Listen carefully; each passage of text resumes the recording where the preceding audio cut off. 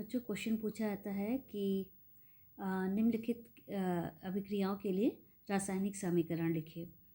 तो पहला है एसिटिक एसिड सोडियम कार्बोनेट से क्रिया करता है। तो एसिटिक एसिड जब सोडियम कार्बोनेट से क्रिया करेगा तो बनेगा सोडियम एसीटेट, कार्बन डाइऑक्साइड और पानी। हमेशा एक बात आप लोग को ध्यान रखनी है कि जब भी कोई अम्ल किसी भी कार्बोनेट लवण से या फिर हाइड्रोजन कार्बोनेट लवण से क्रिया करता है तो कार्बन डाइऑक्साइड गैस जरूर मुक्त होगी।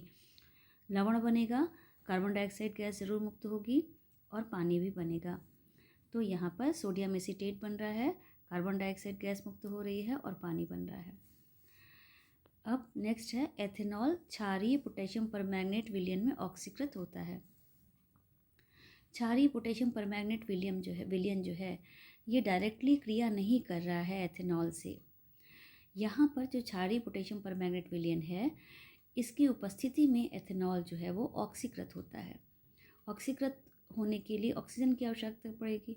तो यहाँ पे जो क्षारीय पोटेशियम परमैंगनेट है ये क्षार है, देखिए पोटेशियम हाइड्रोक्साइड, ये पोटेशियम परमैंगनेट है।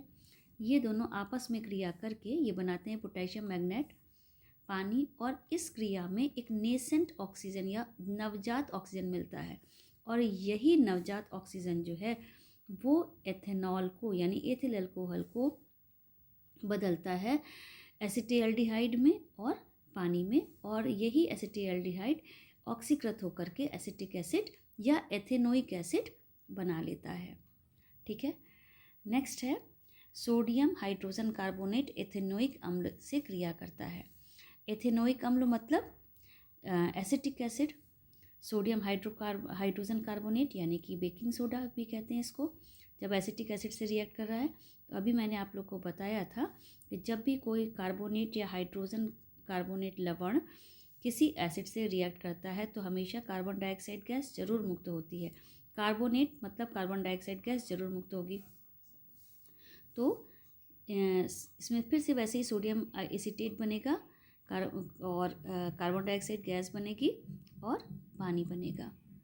नेक्स्ट है जब मीथेन को दहन करते हैं। हमेशा ध्यान रखिए जब भी कोई एल्केन जब दहन किया जाता है, उसको वायु की उपस्थिति में जलाया जाता है तो हमेशा दो ही चीज़ें बनेंगी, एक कार्बन डाइऑक्साइड और पानी प्लस ऊष्मा और प्रकाश।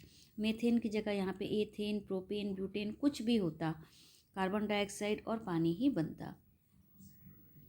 फिर नेक्स्ट है प्लास्टर ऑफ पेरिस को गर्म किया जाता है। प्लास्टर ऑफ पेरिस का formula CaSO4 whole twice H2O। आप लोगों ने प्लास्टर ऑफ पेरिस का फॉर्मूला CaSO4.12H2O भी पढ़ा होगा, लेकिन उससे इक्वेशन लिखने में कठिनाई आती है, इसलिए ये फॉर्मूला भी प्लास्टर ऑफ पेरिस का होता है। ठीक है, अब जब इसको 200 डिग्री सेंटीग्रेड तक गर्म किया जाता है तो क्या होगा कि इसके अंदर जो क्रिस्टलाइन वाटर है वो क्या होगा, वो निकल जाता है। कैल्शियम सल्फेट बन गया और वाटर अलग हो गया। और जब इसको 400 डिग्री सेंटीग्रेड पे यानी गर्म करते करते टेम्परेचर 400 डिग्री सेंटीग्रेड तक पहुंच जाता है तो ये कैल्शियम सल्फेट जो होता है ये कैल्शियम ऑक्साइड, सल्फर डाइऑक्साइड और पानी में और सल्फर डाइऑक्साइड और ऑक्सीजन में अपघटित हो जाता है। तो ये इक्वेशंस हैं, आप लोग इसको नोट कर लीजिए बच्चों।